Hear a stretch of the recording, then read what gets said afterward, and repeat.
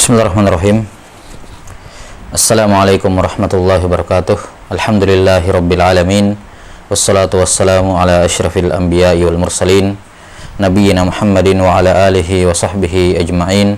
Asyhadu an la ilaha illallah wahdahu la syarikalah wa asyhadu anna Muhammadan abduhu wa rasuluh. Qala al-imam al-hafidh Umar bin Ali ibn al-Mulaqqin rahimahullahu ta'ala al-mutawaffa sanah arba'in ba'da 800 min al-hijratin nabawiyah fi kitabihi at-tadhkirah fi ulumil hadis. Qala rahimahullahu ta'ala wal mu'allaqu huwa ma hudhifa min mubtada'i isnadihi wahidun fa aksar. Hadis berikutnya, dan ini merupakan jenis hadis yang terakhir dari hadis-hadis yang mardud dikarenakan saktun zahir fil isnad. Adanya saktun zahir, kemarin sudah disebutkan bentuk mursal, kemudian juga al-munqati, kemudian al-mu'dal, dan ini yang terakhir al-mu'allaq. Al-mu'allaq, kata beliau rahimahullahu ta'ala, wa huwa ma saqata min isnadihi huwa ma hudhifa min mubtada'i isnadihi wahidun fa aksar. Mu'allaq adalah hadis yang terhapus, yang dihapuskan di awal sanadnya min mubtada'il isnad, yakni di awal sanad dari arahnya musannif. Ya, karena itulah sebagian ulama ada yang menambahkan definisi, dikatakan min tasarrufin musannif, min tasarrufi musannif, yakni penghilangan rawi di awal sanad ini dari perbuatan periwayat hadis, yakni atas dasar kesengajaan. Ya, sengaja si penulis hadis semacam Al-Bukhari atau Muslim atau yang lain dari para ulama, sengaja dia menghilangkan sanad antara dirinya dengan orang yang mengucapkan ucapan tersebut. Yang gugur dikatakan di sini wahidun, apakah satu orang, fa aksar atau lebih.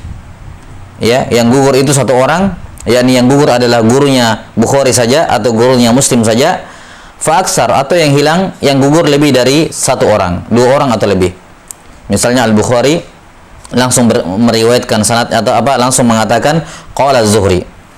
Qala az-Zuhri. Baik. Maka antara Imam Malik dengan Az-Zuhri rahimahullahu taala ini setidaknya butuh dua orang. Setidaknya butuh dua orang. Ya, dan di sini yang tidak disebutkan oleh Ibnu Mulaqqin rahimahullahu taala dalam persyaratan al-mu'allaq, bahwa kalau yang gugur dalam sanad itu dua orang atau lebih, maka dipersyaratkan juga tawali. Ya, maka definisi lengkapnya adalah al-mu'allaq ma hudhifa min mubtada'i isnadihi wahidun fa aksar ma'at tawali. Ya, harus berurutan. Karena kapan yang gugur dua perawi tapi tidak berurutan, ya ini tidak dianggap sebagai tidak dianggap, nanti ada persamaan dengan al-munqati sebagaimana yang telah berlalu. Ya, sebagaimana yang telah berlalu. Nah, maka hadis al-mu'allaq adalah hadis yang terputus di awal sanadnya, di gurunya periwayat hadis, di mana ini dilakukan yang menghilangkannya adalah tasarruf al-musannif. Ya, ini perbuatan dari periwayat hadis, sengaja dia hilangkan sanadnya, dibawakan hadis secara mu'allaq, secara al-mu'allaq. Nah, baik yang gugur itu satu orang ataukah lebih, ataukah dua orang atau lebih, namun dengan catatan secara tawali, berurutan. Nah, misalnya Imam Bukhari rahimahullah mengatakan qala Abdur Razzaq, atau Imam Muslim berkata qala Abdur Razzaq. Ini termasuk hadis yang mu'allaq. Kenapa? Karena antara Bukhari dan Muslim dengan Abdur Razzaq Ibn Hammam As-Sun'ani rahimahullahu taala ini ada satu orang perawi. Namun tatkala satu orang ini gugur di awal sanad, maka dikatakan mu'allaq, enggak dikatakan munqati. Tidak dikatakan munqati, tapi dikatakan al-mu'allaq. Atau kalau yang gugur dua, seperti Al-Bukhari misalnya berkata qala Malik, qala Az-Zuhri. Ya, maka Al-Bukhari dengan Az-Zuhri rahimahullah setidaknya butuh dua orang. Butuh dua orang. Misalnya Al-Humaidi, kemudian dari Sufyan ibn Uyainah. Ya, dari Az-Zuhri. Maka dua orang. Setidaknya Al-Bukhari dengan Az-Zuhri butuh dua orang. Atau mungkin tiga orang. Semisal Al-Bukhari rahimahullahu taala misalnya meriwayatkan dari Ishaq bin Abdullah bin Abi Thalha. Ishaq bin Abdullah bin Abi Thalha atau Ubaidillah bin Abdullah bin Utbah bin Mas'ud.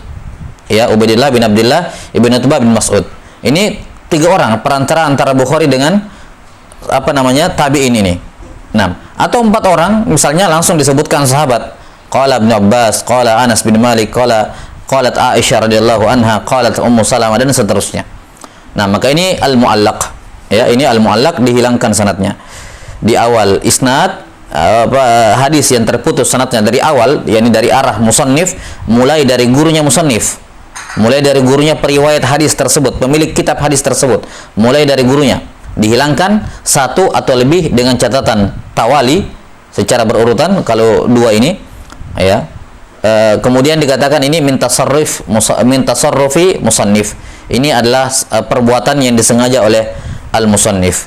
Jadi tujuan al-mu'allaq ini berbeda dengan al-munqati. Berbeda dengan apa? Al-munqati atau al-mursal. Kalau al-munqati dengan al-mursal itu kita sudah sebutkan kemarin, ya. Ya, beberapa alasan, dan juga nanti akan kita sebutkan dalam pembahasan al-mudallas, bahwa terkadang seorang perawi menggugurkan seorang perawi yang lain dalam sanad dikarenakan mungkin rawinya dhaif, ya, rawinya dhaif, atau mungkin dia lupa perantaranya siapa, kemudian dia gugurkan, atau tujuan-tujuan yang lain, karena gurunya lebih muda sehingga dia tidak mau diketahui berguru dari orang yang lebih muda, dan seterusnya. Jadi ada hal-hal yang alasan yang dalam tanda kutip kurang layak menjadi alasan untuk dihilangkannya seorang perawi dalam sanad. Walaupun sekali lagi tidak selamanya itu tujuan para ulama. Namun untuk mu'allaq tujuannya lebih mengarah ke meringkas sanad. Ya, tujuannya bukan digugurkan, bukan karena ada orang yang dhaif di dalamnya atau tujuan-tujuan lain. Mu'allaq kebanyakannya tujuannya seorang periwayat hadis semacam Bukhari dan Muslim menghilangkan sanadnya, tujuannya hanya untuk ikhtisar, yakni to the point, langsung ke sisi pendalilan, ya, tanpa membawakan sanad lengkapnya. Ataukah tujuan yang lain adalah karena sanad lengkap hadis ini tidak sesuai dengan syarat dia dalam buku itu.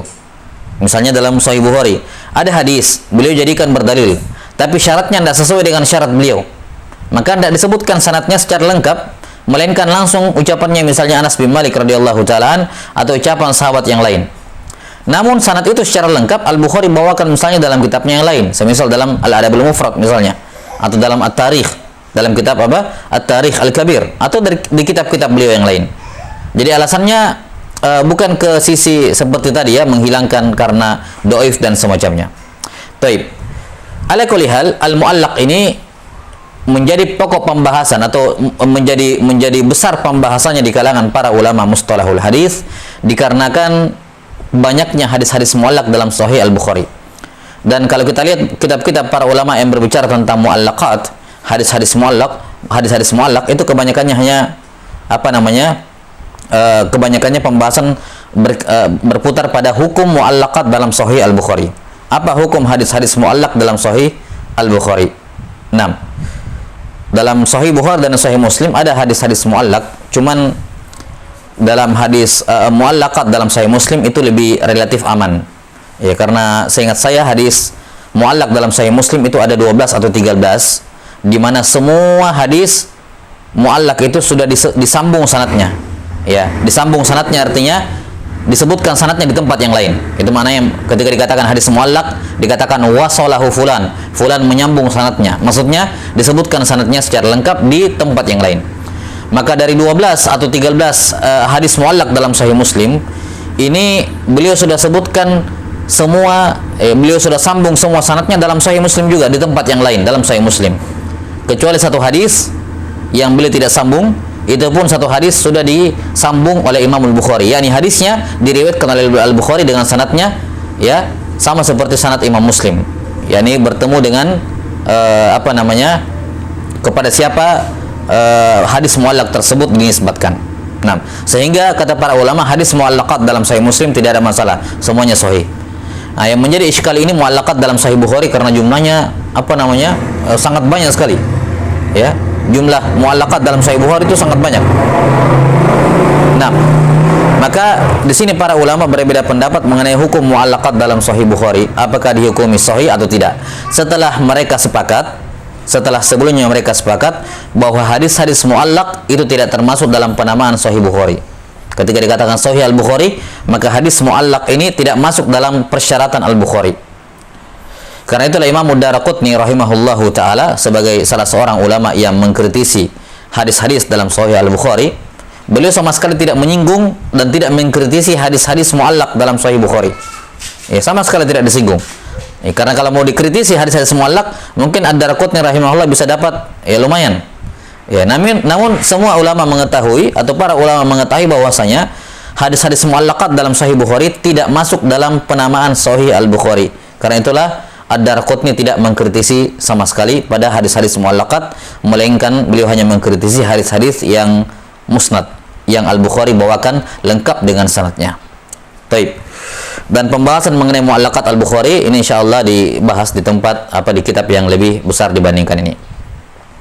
6. Summa qala rahimahullahu ta'ala wal mu'an'anu wa huwa ma utiya fihi bilafdhah an ka fulan an fulan wa huwa muttasilun illam yakun tadlisun wa amkana liqa. Kata beliau rahimahullah al-mu'an'an. Al-mu'an'an ini berbeda dengan al-mu'allaq, al-mu'dhal, ya, al-munqati, al-mursal. Kalau yang sebelumnya itu 4 jenis hadis sebelumnya itu nama untuk hadisnya. Nama untuk hadis yang terputus.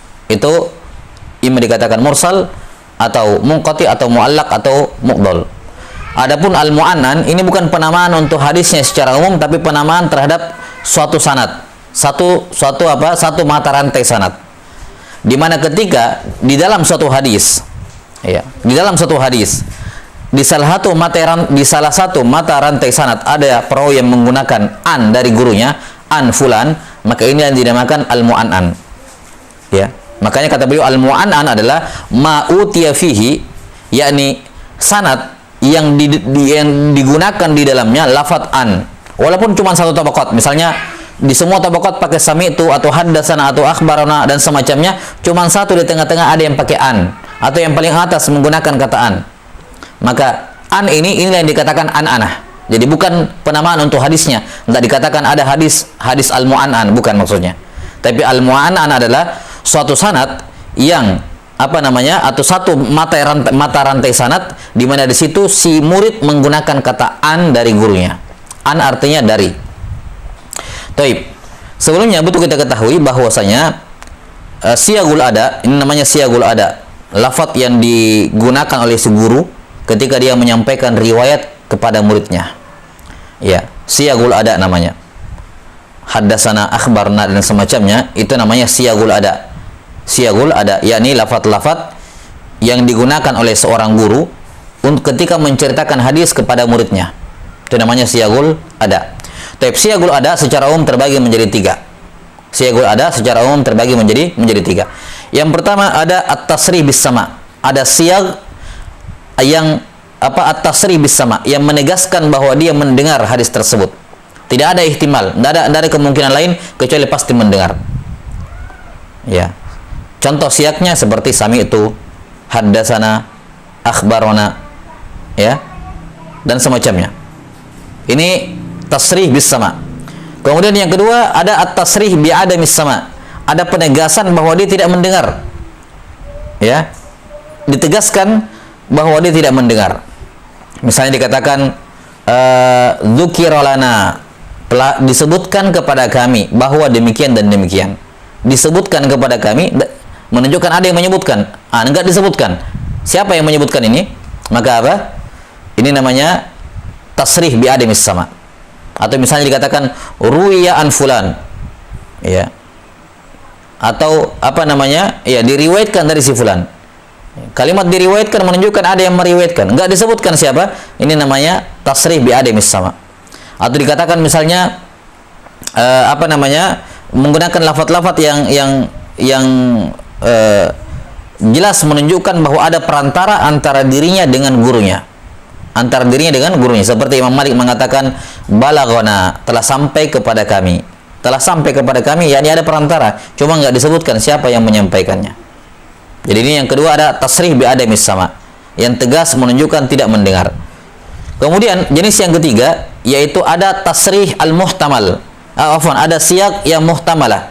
Ada sighah siyagul ada yang muhtamal, yakni mengandung kemungkinan mendengar, bisa juga mengandung kemungkinan tidak mendengar. Bisa jadi mendengar, bisa jadi juga tidak. Ini namanya muhtamal.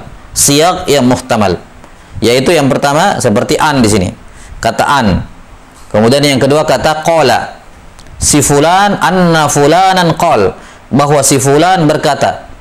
Kalimat si fulan berkata tidak menunjukkan dia mendengar secara langsung, kan begitu. Biasa kita gunakan hal tersebut. Kita katakan berkata Syekh Ibnu Utsaimin misalnya, padahal jelas-jelas tidak pernah bertemu. Ya, maka kata qala ini muhtamal, bisa jadi dia bertemu secara langsung, bisa jadi tidak.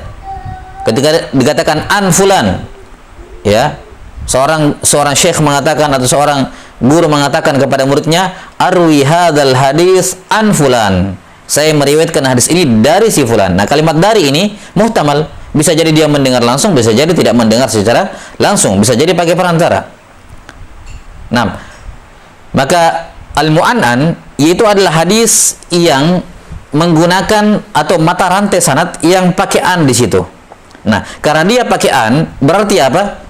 Dibahas oleh para ulama, karena an ini termasuk lafaz yang muhtamal bisama, ada kemungkinan mendengar, ada kemungkinan tidak, maka para ulama pun membahas apa hukumnya sanad yang di dalamnya ada al-mu'annan, mata rantai sanad yang menggunakan an, apakah dihukumi muttasil atau munqati, apakah dihukumi muttasil atau al-munqati.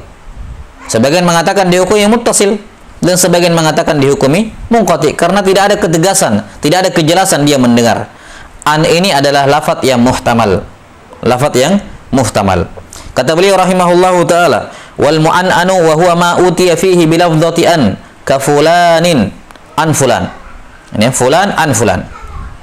Baik, sekarang apa hukumnya? Kata Ibnu Mulaqqin rahimahullah, apakah dia muttasil atau munqati? Kata beliau, wa huwa muttasilun. Hukum mu'annan ini, hukum lafaz an yang terdapat dalam riwayat itu asalnya dihukumi muttasil dengan dua syarat. Dihukumi apa? Muttasil dengan dua syarat. Tanpa dua syarat ini, ya, hanya satu yang terpenuhi misalnya, maka ini apa? Munqati. Ya, nah, harus terpenuhi dua-duanya baru an dianggap muttasil. Yang pertama, illam yakun tadlis. Yani si perawi yang menggunakan kata an ini bukan mudallis, bukan pelaku tadlis. Ya. Si perawi yang mengatakan an arwi hadzal hadis an syekhi, saya riwayatkan hadis ini dari guru saya, yang mengucapkan ini bukan seorang mudallis. Bagaimana caranya kita mengetahui seorang perawi itu mudallis? Ya tinggal buka buku-buku jarh wa ta'dil. Kalau dia seorang mudallis akan disebutkan pada statusnya, fulan thiqatun yudallis, fulan mudallis, saduq mudallis, thiqatun mudallis misalnya. Akan disebutkan sifatnya sebagai seorang mudallis. Jadi syarat yang pertama ya adalah si perawi yang mengucapkan kataan, yang menggunakan kataan dari gurunya bukan seorang mudallis. Yang kedua, syarat yang kedua, wa amkanal liqa, memungkinkan berjumpa antara dia dengan gurunya. Antara dia dengan gurunya, memungkinkan berjumpa. Baik. Maka kalau ada seorang perawi mengatakan kepada murid-muridnya, arwi hadzal hadis an fulan, saya meriwayatkan hadis ini dari fulan, maka kita lihat si guru ini yang mengucapkan seperti itu mudallis atau bukan. Kalau dia mudallis, ya sudah, an-nya dihukumi munqati, sebagaimana akan datang nanti. Kalau dia mudallis, maka an-nya selesai, dihukumi munqati. Tidak perlu dicek sifat yang kedua, tidak perlu dicek syarat yang kedua. Syarat pertama sudah tidak terpenuhi, sudah munqati. Jelas ya? Tapi kalau misalnya dia bukan mudallis, terpenuhi syarat yang pertama, tinggal kita lihat syarat yang kedua. Apakah secara tarikh keduanya memungkinkan berjumpa? Baik dari sisi tahun lahirnya dan tahun meninggal gurunya. Dia lahirnya kapan, gurunya meninggal kapan, tahun berapa? Memungkinkan nggak bertemu umurnya? Ya. Kemudian tempat tinggalnya di mana? Ya. Di zaman-zaman itu jarak tinggal seperti ini masih memungkinkan memungkinkan diadakan rihlah atau tidak? Walaupun berat, tapi masih memungkinkan rihlah, maka dikatakan ini masih mungkin berjumpa. Tapi kalau misalnya dia bukan mudallis, namun secara tarikh tidak mungkin mereka berjumpa, tidak mungkin ada sama di antara keduanya, maka ini juga dihukumi munqati.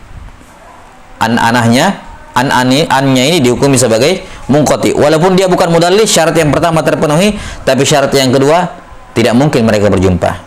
Seperti yang kita sudah sebutkan kemarin. Gurunya meninggal tahun sekian, dia lahirnya apa namanya, setahun setelahnya.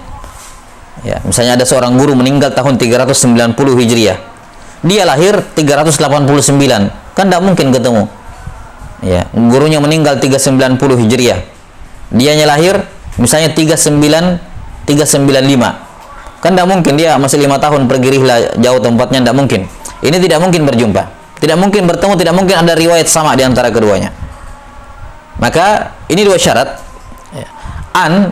Ya, al-mu'an'an itu dianggap muttasil, kata an dalam sanad dia dikatakan dianggap sebagai muttasil dengan dua syarat. Syarat yang pertama, si rawi bukan mudallis, si perawi yang menggunakan an bukan mudallis, dan syarat yang kedua memungkinkan mereka berjumpa. Secara kemungkinan di atas hitung-hitungan di atas kertas mereka mungkin berjumpa, walaupun tidak ada bukti otentik, bukti tegas yang menunjukkan dia pernah mendengar hadis dari guru tersebut.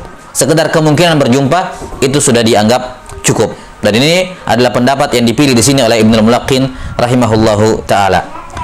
Dan ada beberapa pendapat lain sebenarnya dalam masalah ana ini dihukumi muttasil atau munqati. Kita sudah isyaratkan tadi. Sebagian mengatakan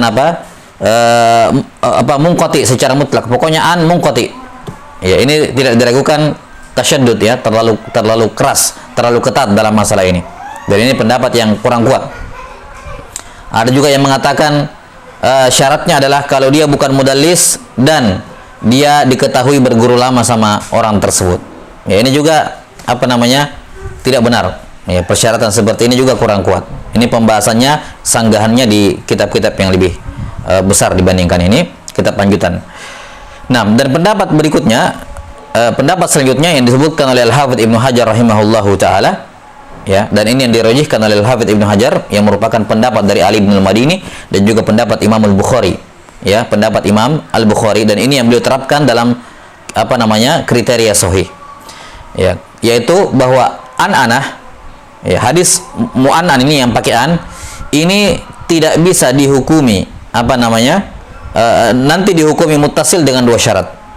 Dihukumi muttasil dengan dua syarat. Syarat yang pertama sama seperti di sini, dia bukan mudallis. Dia bukan mudallis, tapi syarat yang kedua mereka mengatakan subutul liqa walau marrah. Harus ada kejelasan bukti yang otentik bahwa dia pernah mendengar dari gurunya walaupun cuma satu kali. Walaupun cuma satu kali. Jelas ya? Misalnya ada A meriwayatkan dari B. Pakai lafaz an.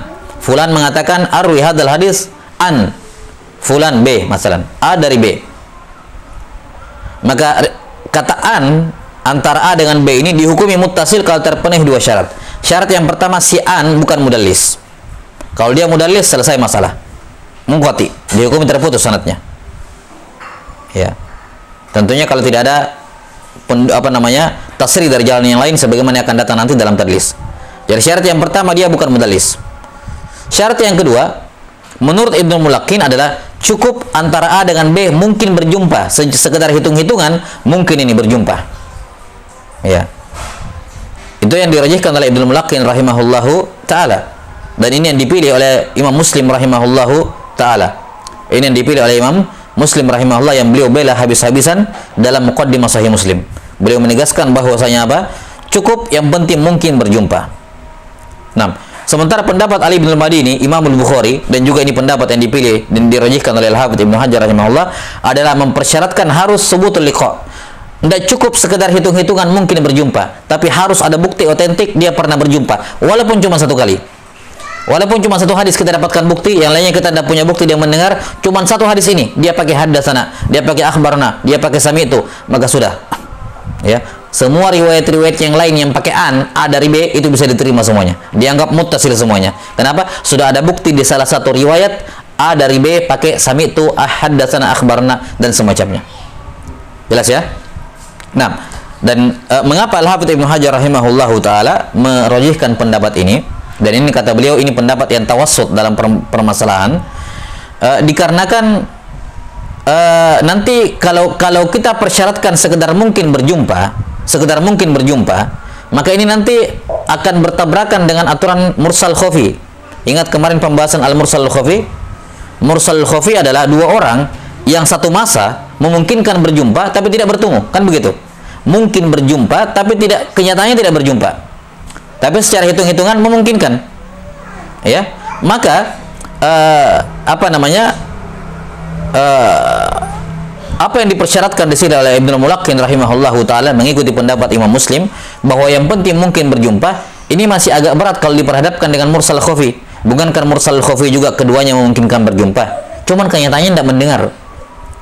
Kenyataannya tidak mendengar. Karena itulah Imam Al-Bukhari rahimahullah menegaskan bahwa tidak cukup kalau sekedar hitung-hitungan. Ya, kita butuh satu bukti bahwa dia pernah meriwayatkan dari si fulan, walaupun cuma satu kali, walaupun cuma di satu tempat kita dapatkan buktinya. Itu sudah cukup untuk menganggap bahwa an yang lain A dari B itu dianggap bersambung semua. Kita cuma butuh satu bukti saja. Ya. Kalau tidak ada, maka asalnya tidak dihukumi apa? Bersambung, kata Imam Al-Bukhari rahimahullahu taala. Baik. Ala kulli hal, kesimpulan dalam masalah ini sebagaimana disebutkan oleh sebagian ahlul ilm bahwa pendapat Imam Muslim dan apa yang disebutkan di sini oleh Ibnu Mulaqqin rahimahullahu taala inilah yang diamalkan dan menjadi pengamalan oleh kebanyakan ulama. Kebanyakan ulama ketika mendapati rawi menggunakan an kemudian mungkin berjumpa, maka sudah dianggap muttasil. Walaupun itu dari sisi amalia, dari sisi aplikasi bahwasanya pendapat yang dipilih oleh Imam Muslim yang disebutkan di sini oleh Ibnu Mulaqqin rahimahullah, ini pendapat yang paling banyak diaplikasikan oleh para ulama. Namun kalau kita berbicara yang mana yang paling kuat, yang mana yang paling aula, tentunya syarat Al-Bukhari itu lebih utama. Iya, supaya untuk menafikan betul-betul kemungkinan irsalul khafi. Iya, agar kemungkinan irsal khafi itu tidak ada. Wallahu a'lam bishawab. Ini sebenarnya khilafnya cukup berat dalam masalah ini. Ada saling sangga menyangga, tapi insyaallah taala kita akan jelaskan nanti di kitab setelah ini. Nah, ini selesai pembahasan al-mudallas. Jadi yang dikuatkan di sini oleh Ibnu Mulaqqin rahimahullahu taala, dan ini kita katakan amaliyah kebanyakan ulama, ya, amaliyah jumhur ulama, yaitu ya, di dalam sanad dia dihukumi muttasil kalau terpenuhi dua syarat. Harus terpenuhi dua-duanya. Yang pertama, si perawi bukan mudallis, dan yang kedua secara hitung-hitungan memungkinkan berjumpa. Dan satu poin yang saya ingin tekankan di sini, kata al-liqa, amkan al-liqa. Al-liqa, ya, di kalangan para ulama hadis itu bermakna as-sama. Jadi al-liqa itu bermakna as-sama. Maka kalau dikatakan imkanul liqa, amkanal liqa, maka maknanya amkanas sama, imkanus sama. Jelas ya? Jadi ketika dikatakan di sini wa huwa muttasilun illam yakun tadlisun, an itu dianggap sebagai muttasil, dihukumi muttasil kalau tidak terdapat tadlis padanya, itu bukan perbuatan mudallis. Wa amkanal liqa, yakni amkanas sama, A kemungkinan bisa mendengar dari B. Secara hitung-hitungan maka besar kemungkinan atau ada kemungkinan A itu mendengar hadis dari B. Sekedar hitung-hitungan. Jelas ya? Maka al-liqa di sini bermakna as-sama. Jadi bukan sekedar berjumpa tapi mendengar. Baik. Summa qala rahimahullahu taala wa tadlisu wa huwa makruhun li'annahu yuhimul liqa'a wal mu'asarah biqaulihi qala fulanun wa huwa fi syaikhi akhaf. Kata beliau wat-tadlis, jenis hadis berikutnya adalah al-mudallas. Di sini beliau menyebutkan jenisnya, masdarnya, tadlis. Wa illa nama hadisnya dikatakan al-mudallas. Nama hadisnya, hadis yang di dalamnya terdapat tadlis dikatakan al-mudallas, sementara pelaku tadlis dinamakan al-mudallis. Kata beliau tadlis itu makruh, sangat dibenci. Kenapa? Karena dia mengesankan mendengar dan satu masa dengan orang di atasnya, padahal tidak. Dia tidak mendengar. Nah, li'annahu yuhimul liqa. Karena dia mengesankan liqa. Kita sudah sebutkan asal liqa bermakna berjumpa. Tapi dalam masalah ini al-liqa bermakna sama.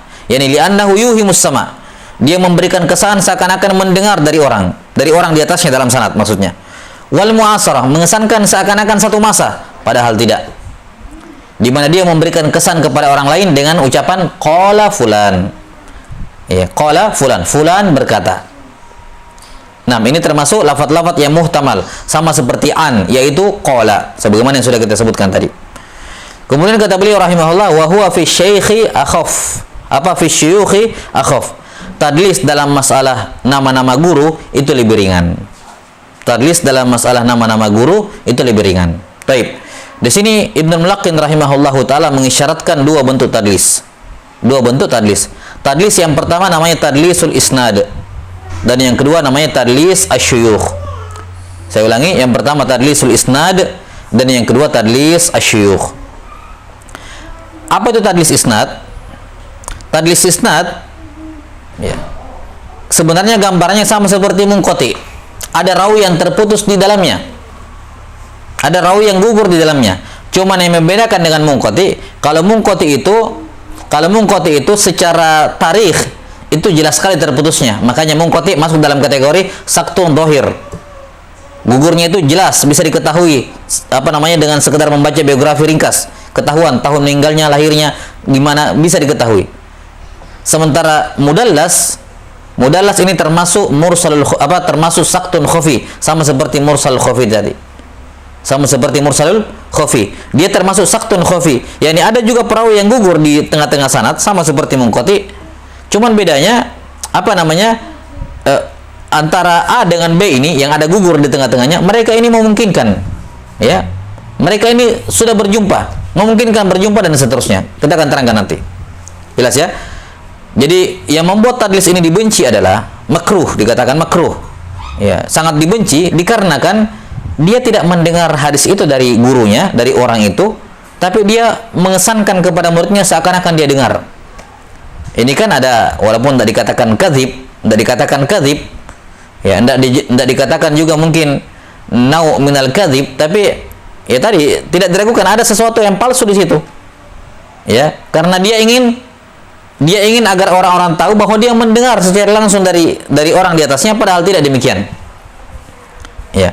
Di mana usaha dia untuk membuat orang-orang itu berpikir dia mendengar langsung, ini dibantu dengan sejarah, dengan tarikh, dengan tahun, ya, bahwa tahun menyebutkan mungkin mereka berjumpa, Afwan.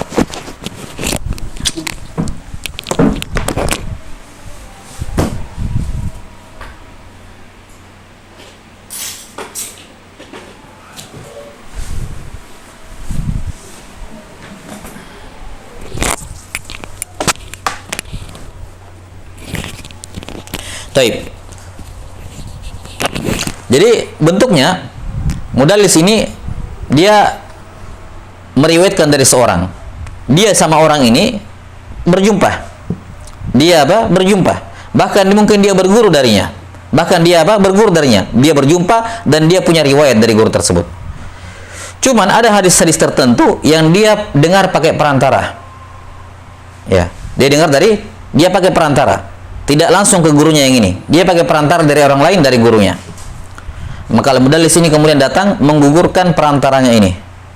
Di mana dia menggugurkan dengan sengaja agar orang-orang untuk memberikan kesan kepada orang bahwa dia mendengarkan hadis ini dari gurunya secara langsung. Dan itu didukung dengan kenyataan bahwa memang dia gurunya, dia belajar sama dirinya, sama guru tersebut. Ya. Cuman kalau dia mengatakan sami'tu haddatsana akhbarona, padahal tidak, itu namanya kadzib, dusta. Tidak mungkin juga dia berdusta. Dia hanya seorang mudallis, bukan seorang kadzab. Ya. Tatkala dia ingin mengesankan kepada orang bahwa dia mendengar langsung padahal tidak, maka dia gunakanlah lafaz-lafaz yang muhtamal bis sama, yang memungkinkan berjumpa, mungkin juga tidak, supaya tidak masuk dalam kategori bohong, yaitu kata an dan qala. Dikatakan di sini qala fulan atau an fulan dan seterusnya. Ya, maka ini gambaran tadlis al-isnad. Ya. Seorang mudallis, dia menggugurkan perantara antara dirinya dengan gurunya. Ya, ini betul-betul gurunya. Dia betul-betul punya riwayat mengambil ilmu dari guru tersebut. Cuman hadis-hadis tertentu dia pakai perantara. Namun ketika menyampaikan kepada muridnya, dia tidak sebutkan siapa perantaranya. Langsung dia sebutkan gurunya tadi. Gurunya. Karena dia tidak mau dikatakan tidak mau berdusta, maka dia menggunakan kata an syekh. Jelas ya? Ini namanya tadlisul isnad. Maka definisinya tadlisul isnad, definisinya kata para ulama, dan walaupun ada khilaf dalam masalah ini, tadlisul isnad adalah ayyarwi rawi, ya, ayyarwi rawi amman laqiyahu. Ya, an yarwi rawi amman laqiyahu wa sami'a minhu. An yarwi rawi, ya, amman laqiyahu wa sami'a minhu ma lam yasma'uhu minhu muhiman sama'ahu minhu. Ini definisi tadlis al-isnad. Tadlis al-isnad adalah apa namanya? Riwayatul rawi, ya, amman laqiyahu, ya, au sami'ahu au sami'a minhu. Riwayat seorang perawi dari orang yang dia berjumpa dengan dirinya, dia berjumpa, ya, atau dia dan dia mendengar hadis dari orang tersebut. Ya, ini secara status memang dia muridnya orang tersebut. Jadi dia meriwayatkan hadis dari gurunya. Simpelnya begitu sajalah. Dia meriwayatkan hadis dari gurunya. Yang mana guru ini dia apa namanya? Dia sudah banyak meriwayatkan hadis-hadis dari gurunya yang ini. Tapi apa? Ya, malam yasma'hu minhu. Yang dia riwayatkan ini adalah hadis-hadis yang dia tidak dengar langsung dari gurunya, melainkan pakai perantara. Kemudian apa? Muhiman sama'ahu minhu. Dia memberikan kesan bahwa dia mendengar langsung dari gurunya. Ya. Misalnya ada seorang yang ya berguru, ya, kepada seorang guru sudah lama, setahun, 2 tahun, bahkan lebih mungkin. Sudah banyak hadis-hadis dia dengar dari gurunya. Namun suatu ketika dalam suatu majelis misalnya, ya, dia tidak hadir. Dia tidak hadir. Imma sakit atau apa namanya yang lain, di mana gurunya mengimla hadis-hadis yang baru, hadis-hadis yang dia belum pernah dengar sebelumnya. Keesokan harinya datang ke majelis, tanya, kemarin ada majelis apa? Ya, kemarin ada apa hadis-hadis apa yang dibaca oleh Syekh? Katanya hadis-hadis yang baru. Ini belum pernah dibacakan sebelumnya. Apa hadisnya? Dibacakanlah sama temannya pakai sanadnya itu. Temannya menyampaikan hadis-hadis yang disampaikan kemarin oleh gurunya. Totalnya ada 10 atau ada misalnya 20 hadis. Kemarin cuma ada 20 hadis disampaikan. Taib. Berarti apa? Untuk 20 hadis ini, si mudallis ini sanadnya adalah dari temannya, dari gurunya, kan begitu. Khusus untuk 20 hadis ini, sanadnya adalah dari temannya, dari gurunya, karena dia tidak mendengar langsung dari gurunya. Tapi dia punya riwayat dari gurunya banyak, mungkin ratusan hadis. Dia punya ratusan hadis, dia meriwayatkan langsung dari gurunya, ratusan hadis. Tapi khusus untuk 20 hadis ini, dia riwayatkan dari temannya, dari gurunya. Ya. Kemudian apa? Nanti ketika dia menyampaikan kepada muridnya, dia mengatakan riwayat satu misalnya dia katakan haddatsana syekh atau an syekh dan semacamnya, ya. Oke, dia mendengar semuanya. Pas tiba di 20 hadis ini, ya, dia tidak menggunakan kata haddatsana. Dia tidak menggunakan kata akhbarna. Kenapa? Karena kalau dia katakan haddatsana atau akhbarna, dusta. Bohong dia. Dia tidak mendengar langsung. Maka apa yang dilakukan?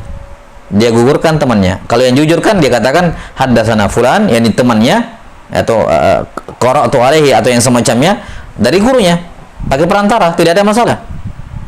Ya. Namun ya tadi alasannya mudallis macam-macam. Karena ini teman saya, ya ngapain saya meriwayatkan dari teman saya? Tapi teman saya jujur, makanya saya hilangkan misalnya. Menurut dia. Atau misalnya karena usianya lebih muda. Usianya lebih muda. Atau karena perantaranya itu adalah rawi yang doif, perantaranya itu adalah rawi yang doif. Ya. Banyak macam seorang menghilangkan rawi, banyak alasan seorang perawi kadang menghilangkan rawi dalam sanad. Maka dia pun mengatakan bahwa masa dari ratusan hadis yang saya punya dari guru saya, semua saya pakai haddatsana akhbarna dari guru saya, cuma 20 hadis ini. Masa saya pakai perantara? Nazil sanadnya satu tabaqat. Nazil sanadnya satu tabaqat. Maka apa yang dilakukan? Sudah, dia pun mengatakan arwi ini untuk yang 20 hadis, arwi hadal hadis an syekhi fulan. Disebutkan dari syekhnya. Dia gugurkan temannya. Nah, ini yang dinamakan apa? Dinamakan tadlis. Baik. Maka bentuk tadlis ini bentuk tercela. Sebagaimana dikatakan di sini makruh, sangat dibenci. Karena dia memberikan kesan kepada orang. Memberikan apa? Kesan kepada orang bahwasanya dia mendengarkan hadis ini padahal tidak. Dan kesan itu diperkuat karena memang rawi itu adalah gurunya. Memang gurunya, dia mendengarkan hadis-hadis yang lain yang jumlahnya ratusan, tapi khusus untuk 20 hadis ini dia tidak dengar. Dia mentadlis 20 hadis ini. Mentadlis dengan cara apa? Menggugurkan temannya ini tadi misalnya, ya dia gugurkan temannya langsung meriwayatkan dari gurunya. Maka di sini kita bisa melihat perbandingan antara al-mudallas dengan al-mursal khafi. Diingat kembali ke pembahasan mursal khafi kemarin. Mursal khafi dan al-mudallas ini sama-sama saktun khafi, sama-sama bentuk inqita yang khafi. Taib, ada persamaannya dan ada perbedaannya. Ada persamaannya dan ada perbedaannya. Taib, nanti kita akan terangkan. Jadi al-mudallas ini kita sudah sebutkan tadi bahwa al-mudallas adalah ayyarwi rawi, ya, amman laqiyahu wa sami'a minhu. Riwayat seorang perawi dari orang yang dia berjumpa dengannya. Jadi bukan lagi sekedar kemungkinan berjumpa, memang berjumpa. Ya, memang berjumpa. Beda dengan apa? Beda dengan mursal khafi. Mursal khafi itu sekedar semasa, kan begitu. Kita akan terangkan nanti perbedaannya. Mudallas ini dia meriwayatkan riwayatul rawi amman laqiyahu wa sami'a minhu. Riwayat seorang perawi dari orang yang dia berjumpa dengannya, bahkan dia dengar darinya. Dia punya sama masmuat hadis-hadis dari gurunya tersebut. Tapi apa? Malam yasma'uhu minhu. Dia meriwayatkan hadis yang dia tidak dengar langsung dari gurunya, pakai perantara. Kemudian apa? Muhiman sama'ahu minhu. Dia memberikan iham, memberikan sangkaan, ya, memberikan bias kepada orang bahwa seakan-akan dia mendengarnya dari gurunya, padahal tidak. Dia menggunakan lafaz yang muhtamal, yaitu an atau qala. Inilah yang dinamakan dengan al-mudallas. Baik, bagaimana caranya mengetahui rawi itu mudallis? Ya, sama seperti mursal kemarin, rawi-rawi untuk mengetahui seorang perawi itu melakukan irsal atau tidak, tinggal rujuk ke buku-buku jarh wa ta'dil. Semua rawi-rawi yang punya status, ya, dihukumi sebagai seorang mudallis akan tertulis di biografinya. Fulan thiqah mudallis, fulan thiqatun yudallis, dan semacamnya. Ya. Maka ketika didapati seperti ini, maka kita katakan dia ini mudallis. Dia ini mudallis. Taib. Nah, sekarang ketika kita sudah tahu bahwa si fulan mudallis dan dia di sini menggunakan an, apa hukumnya? Kata para ulama, mudallis kalau pakai an hukumnya munqati. Dan ini kemarin ini baru saja kita bahas tadi di pembahasan mu'an'an. Makanya an itu syaratnya muttasil kalau dia bukan mudallis. Kenapa?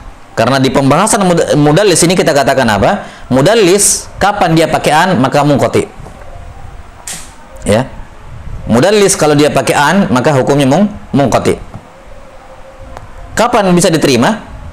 Kalau dia yusarrihu bis sama, kalau dia menggunakan lafaz tasrih bis sama, haddatsana akhbarana dan semacamnya, dalam riwayat lain, jalan lain pada hadis itu. Perhatikan, dalam jalan lain tapi dari hadis yang sama. Tidak boleh dari hadis yang berbeda. Misalnya kayak tadi ya, dia kan mentadlis 20 hadis. Anggaplah kita sedang mengecek hadis yang pertama dari 20 hadis ini. Ya.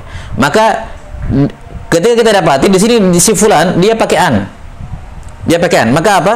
Karena dia mudallis dan dia pakai an, maka dihukumi munqati. Namun, misalnya kita kumpulkan semua jalan-jalannya. Ya. Saya ulangi, ada perawi, kita baca biografinya, sudah dia mudallis. Dia seorang mudallis. Nah, kemudian kita dapati di suatu sanad, di suatu hadis dia pakai an dari gurunya. Taib, mudallis pakai an sudah munqati. Tapi tunggu dulu. Itu asalnya kita hukumi sanad ini ia munqati. Tapi kita belum kumpulkan jalan-jalannya. Kita kumpulkan hadis ini, misalnya hadis tentang dalam bab tohara, misalnya tentang masalah bujana misalnya. Taib, kita kumpulkan hadis-hadis ini, jalan-jalan hadis ini. Setelah dikumpulkan jalan-jalannya, ditemukan fulan mudallis dari gurunya yang di sini dia pakai an, tapi di jalan lain dia pakai haddatsana, dia pakai sami itu dia pakai akhbarna. Maka kita katakan di sini aman tadlisnya, kita terima, kita anggap muttasil sanadnya. Kenapa? Karena sudah ditemukan dia yusarrihu bis sama di jalan lain dari hadis yang sama. Taib, harus dari hadis yang sama. Ini patokannya, ini patokan pentingnya. Dia yusarrihu bis sama harus di hadis yang sama, cuman di jalan yang berbeda. Di pendukungnya, di mutabaahnya. Taib, harus di mutabaahnya. Adapun kalau dia yusarrih bis sama tapi di hadis yang lain, misalnya fulan mudallis dari A ini pakai an. Kita sudah kumpulkan semua jalan-jalan hadis ini, semua pakai an. Ya. Kemudian kita dapati di hadis yang lain, hadis tadi tentang toharo misalnya, kita dapati ada hadisnya dia mudallis meriwayatkan dari A tapi dalam bab haji. Betul-betul beda matanya. Kita dapati di situ si fulan mudallis meriwayatkan dari gurunya yang sama seperti di sini menggunakan kata haddasana, menggunakan kata akhbarna. Kita katakan apakah boleh haddasana di sini kita gunakan untuk menutupi an-anah di sini? Kita katakan tidak boleh. Tidak boleh. Kenapa? Karena beda hadis. Beda hadis. Yang kita mau cari tahdis bis sama'nya, yusarrihu bis sama', hadis ini tentang toharo ini, hadis yang A ini. Sementara ini hadis B. Oke, hadis B dia sama, itu hadis B, tapi tidak ada urusannya dengan hadis A. Kenapa? Karena mudallis kita katakan tadi, mudallis itu memang dia punya sama dari gurunya, dia punya ratusan sama kecuali 20 hadis ini misalnya. Maka hadis haji tadi tentang haji tadi misalnya, mudallis dari A ini, dari guru ini, dia pakai haddasana di situ, oh kita katakan mungkin itu dari masmuatnya beneran, betul-betul dia dengar langsung. Tapi hadis yang ini nih yang sedang kita periksa sekarang, dia pakai an dan di semua jalan-jalannya dia pakai an, tidak ada yang pakai haddasana, semua jalan-jalan hadis ini. Maka apa? Dihukumi tetap mengqati sanadnya. Inilah yang membedakan antara al-mudallas dengan al-mursal. Kalau mursal kemarin kan kapan seorang perawi disifati si fulan mursil, thiqatun yursil, thiqatun mursil. Maka apa? Kapan si mursil ini menggunakan kataan, maka ditolak. Kecuali kalau ditemukan dalam jalan yang lain atau bahkan hadis yang lain. Biar beda hadis, tidak ada masalah. Yang penting dia pakai haddasana dari guru yang sama di sini, maka ini dianggap muttasil walaupun dari hadis yang berbeda. Ya, itu kalau mursil, itu kalau mursalul khafi. Tapi kalau untuk mudallas harus dipersyaratkan tasribis sama itu di jalan yang sama. Di hadis yang sama walaupun jalan-jalannya berbeda. Jadi sifatnya mutabaat. Sifatnya apa? Mutabaat. Baik. Ya, adapun kalau di hadis lain dia pakai haddasana, ya berarti itu tersambung, tapi itu tidak mempengaruhi ini. Tidak menunjukkan bahwa tadlisnya di sini aman. Enggak. Kenapa? Karena mudallis adalah asalnya dia punya masmuat memang dari guru itu, cuman untuk hadis tertentu ini dia mentadlis. Baik, wallahu taala alam bisawab. Segera cukup sampai sini. Ini penjelasan berkenaan dengan tadlis. Insyaallah taala besok kita akan perjelas lagi perbedaan antara al-mudallas dengan al-mursal khafi, karena ini bagi sebagian orang masih terjadi, kadang masih tertukar-tukar atau masih belum jelas perbedaan di antara keduanya dan bagaimana cara menyikapinya, dan juga masih tersisa satu pembahasan mengenai tadlis asy-syuyukh. Insyaallah taala kita lanjutkan pada pertemuan esok hari. Wal ilmu indallah, nas'alullah taala yu'allimana mimma yanfa'una wa ayyanfa'ana bima 'allamana, innahu waliyyu dzalika wal qadiru alaih. Subhanakallahumma bihamdik asyhadu an la ilaha illa anta astaghfiruka wa atubu ilaik. Alhamdulillahirabbil alamin. Wassalamualaikum warahmatullahi wabarakatuh.